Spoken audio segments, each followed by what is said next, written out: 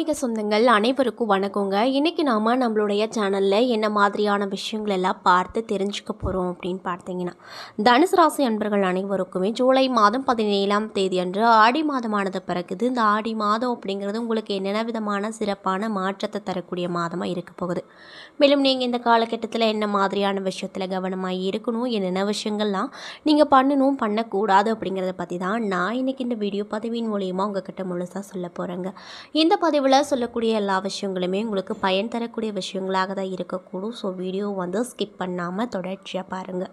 அது மட்டும் இல்லாமல் உங்களுக்கு திருப்பதியில் குடிக்கொண்டிருக்கக்கூடிய அந்த ஏழுமலையான ரொம்ப ரொம்ப பிடிக்கும் அப்படின்னா அந்த வீடியோக்கு ஒரு லைக் பண்ணிவிட்டு நம்மளுடைய கமெண்ட் பாக்ஸில் திருப்பதி ஏழுமலையானுக்கு போற்றி அப்படின்னு சொல்லி மறக்காமல் பதிவிடுங்க. இந்த தருணத்தில் நீங்கள் அந்த கடவுளை நினைத்து இப்படி ஒரு விஷயம் பண்ணும்போது கண்டிப்பாக நீங்கள் என்ன விஷயம்லாம் நடக்கணும்னு நினைக்கிறீங்களோ அந்த விஷயங்கள் அனைத்துமே அவர் நிச்சயமாக நடத்தி கொடுப்பாரு. ஸோ நம்பிக்கையோடு இந்த ஒரு விஷயத்தை பண்ணி பாருங்கள்.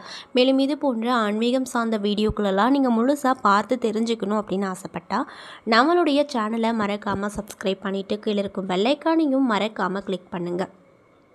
அப்போ தான் நம்ம சேனலில் போடுற ஒவ்வொரு வீடியோவும் நோட்டிஃபிகேஷனாக உங்கள்கிட்ட வந்து சேருங்க. ஸோ இப்போ வாங்க நம்ம வீடியோக்குள்ளே போய் முழுசாக பார்த்து தெரிஞ்சுக்கலாம். குருவை ராசி அதிபதியாக கொண்டிருக்கக்கூடிய ராசி அன்பர்கள் தான் தனுசு ராசி அன்பர்கள். எந்த ஒரு விஷயத்தையும் மாறுபட்ட கோணத்தில் அணுகக்கூடிய நபர்களாக இவங்க இருப்பாங்க. எந்த ஒரு விஷயமானாலுமே தொடர்ந்து போராடி வெற்றி பெறக்கூடிய நண்பர்களாகவும் இருப்பாங்க. தனக்காரகன் அப்படின்னு சொல்லக்கூடிய குருவின் ராசியில் பிறந்த நீங்கள் பணத்தின் பின்னாடி ஓட மாட்டீங்க. ஏன் அப்படின்னா உங்களுக்கு பணத்தை விட மனசு தான் பெருசாக இருக்கும்.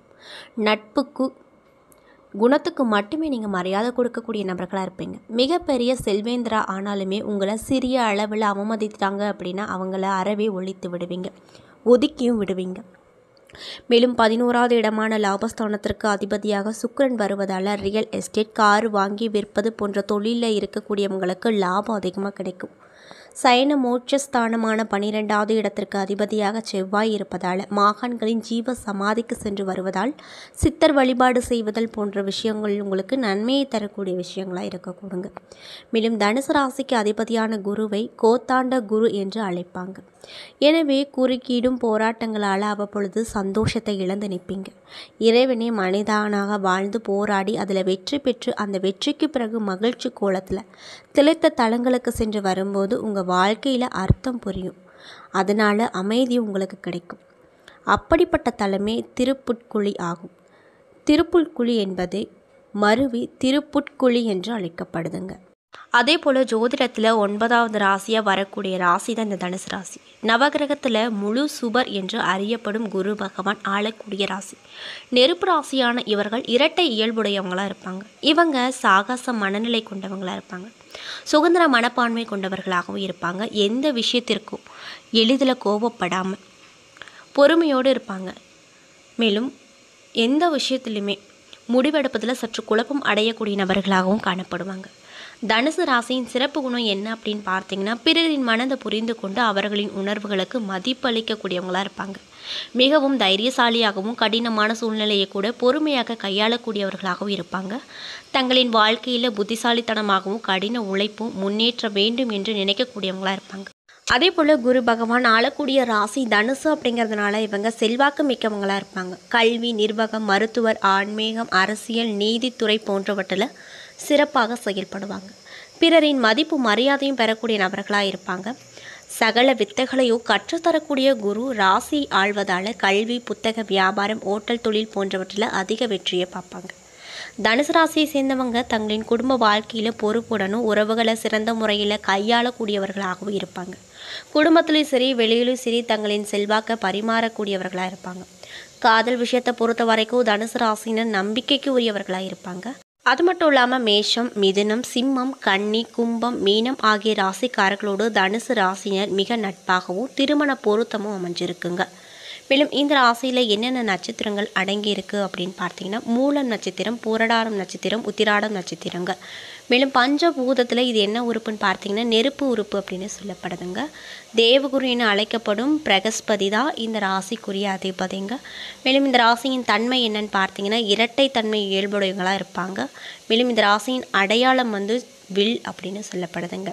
இப்படிப்பட்ட அன்பு நேயர்களுக்கு இந்த ஆடி மாதம் என்னென்ன விதமான மாற்றத்தையும் என்னென்ன விதமான பலன்களையும் தரப்போகுது அப்படிங்கிறத பற்றி தான் நான் இந்த பதிவில் உங்கள்கிட்ட ஷேர் பண்ணிக்க போகிறேன். இந்த பதிவில் சொல்லக்கூடிய எல்லா விஷயங்களுமே உங்களுக்கு பயன் தரக்கூடிய விஷயமாக தான் இருக்கும். ஸோ வீடியோவை வந்து ஸ்கிப் பண்ணாமல் பாருங்கள்.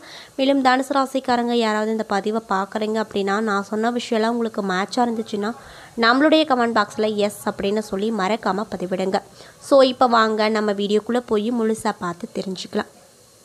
மாத கிரக நிலையை ஆராய்ந்து பார்க்கும்போது மாத தொடக்கத்தில் உங்களுடைய ராசிநாதன் குரு சப்தமஸ்தானத்தில் சஞ்சரிக்கிறார்.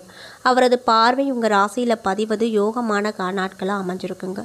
மேலும் இதனால் என்ன மாதிரியான விஷயம் உங்களுக்கு நடக்கும்னு பார்த்தீங்கன்னா, எடுத்த முயற்சிகள் எல்லாமே கைகூடி வருங்க. எதிர்பார்த்த அளவுக்கு பொருளாதார நிலை அப்படிங்கிறது உயரக்கூடும். அதே நேரத்தில் பூர்வ புண்ணிய ஸ்தானாதிபதி செவ்வாயை சனி பார்ப்பதால் புதிய பிரச்சனைகள் தலை தூக்கலாம்.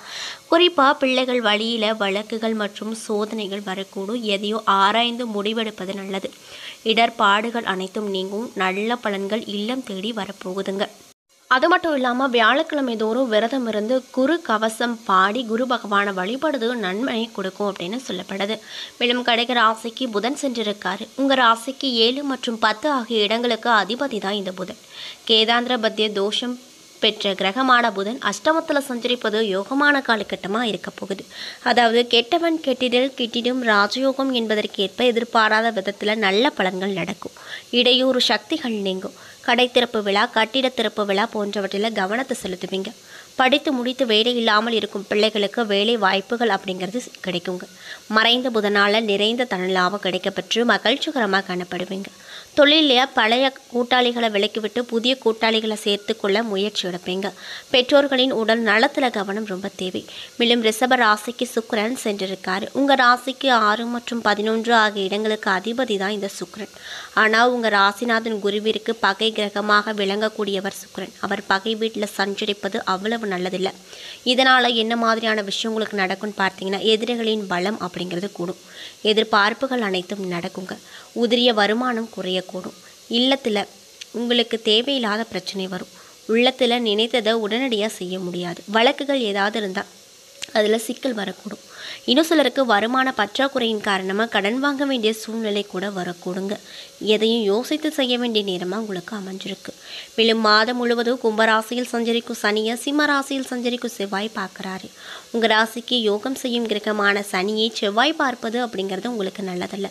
இதனால் என்ன மாதிரியான நிகழ்வு உங்களுக்கு நடக்கும் அப்படின்னு பார்த்தீங்கன்னா, விரயங்கள் அப்படிங்கிறது அதிகரிக்கும். வீடு மாற்றங்களோ இட மாற்றங்களோ வந்து சேருங்க. உறவினர் பகை கிடைக்கும். பிறரை நம்பி ஒப்படைத்த பொறுப்புகள் நடைபெறாமல் போகலாம். கடன் அதிகமாக வாங்கும் சூழ்நிலை உண்டாகும். உடல் நலத்தில் திடீர் பாதிப்புகள் ஏற்பட்டு மருத்துவ செலவுகள் கூடும். வாங்கிய சொத்துக்களில் வில்லங்கமும் பத்திரப்பதிவில் தடைகள் உருவாகும். மேலும் பொது வாழ்வில் ஈடுபட்டிருக்கக்கூடிய அன்பு நேயர்களுக்கு இந்த காலகட்டம் எப்படி இருக்க போகுதுன்னு பார்த்தீங்கன்னா, பொறுப்புகளில் மாற்றம் கிடைக்கும். வியாபாரம் மற்றும் தொழில் செய்பவர்களுக்கு வாடிக்கையாளர்களின் எண்ணிக்கை அதிகரிக்கும். உத்தியோகத்தில் இருக்கக்கூடியவங்களுக்கு சக பணியாட்களால் பிரச்சனைகள் வரக்கூடும். கலைஞர்களுக்கு பாராட்டு கிடைக்கும். மாணவ மாணவிகளுக்கு படிப்பில் அக்கறை கூடும். பெண்களுக்கு நல்ல சந்தர்ப்பங்கள் நாடி வரும். வருமான பற்றாக்குறை அப்படிங்கிறது உங்களுக்கு கண்டிப்பாக நீங்கும். அதில் எந்த ஒரு மாற்று கருத்தும் இல்லை அப்படின்னு சொல்லப்படுது.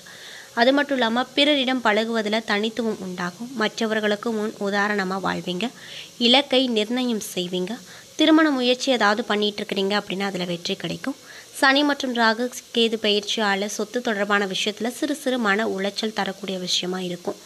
அது மட்டும் இல்லாமல் உங்களுக்கு இந்த காலகட்டம் அப்படிங்கிறது ரொம்பவே கவனமாக இருக்கக்கூடிய காலகட்டமாக கண்டிப்பாக இருக்கும். அதனால் பார்த்து கவனமாக இருங்க. அது மட்டும் இல்லாமல் நீங்கள் என்ன மாதிரியான விஷயங்களை பரிகாரமாக பண்ணணும் அப்படின்னு பார்த்தீங்கன்னா, எந்த செயலிலுமே வெற்றி பெற தினமும் திருவாசகம் படிங்க. தொட்டதெல்லாம் நடக்குங்க. சுப விரயத்தை கண்டிப்பாக கொண்டு வந்து சேர்க்கும் அப்படின்னு சொல்லப்படுது. சிவனையும் வழிபாடு செய்யுங்க. என்ன நண்பர்களே, இந்த பதிவின் மூலியமாக தனுசு ராசி அன்பு நேயர்கள் அனைவருக்குமே இந்த ஆடி மாதம் அப்படிங்கிறது என்னென்ன விதமான மாற்றத்தை தரக்கூடிய மாதமாக இருக்க போகுது, மேலும் நீங்கள் என்ன விஷயத்தில் கவனமாக இருக்கணும், என்னென்ன விஷயங்கள்லாம் பண்ணணும் பண்ணக்கூடாது அப்படிங்கிறத பற்றி தெளிவாகவும் விரிவாகவும் நான் இன்றைக்கி இந்த வீடியோ பதிவின் மூலிமா உங்கள்கிட்ட ஷேர் பண்ணியிருப்பேன். இந்த பதிவில் சொல்லியிருக்கக்கூடிய எல்லா விஷயங்களுமே உங்களுக்கு பயன் தரக்கூடிய விஷயங்களாக தான் அமைஞ்சிருக்கும்.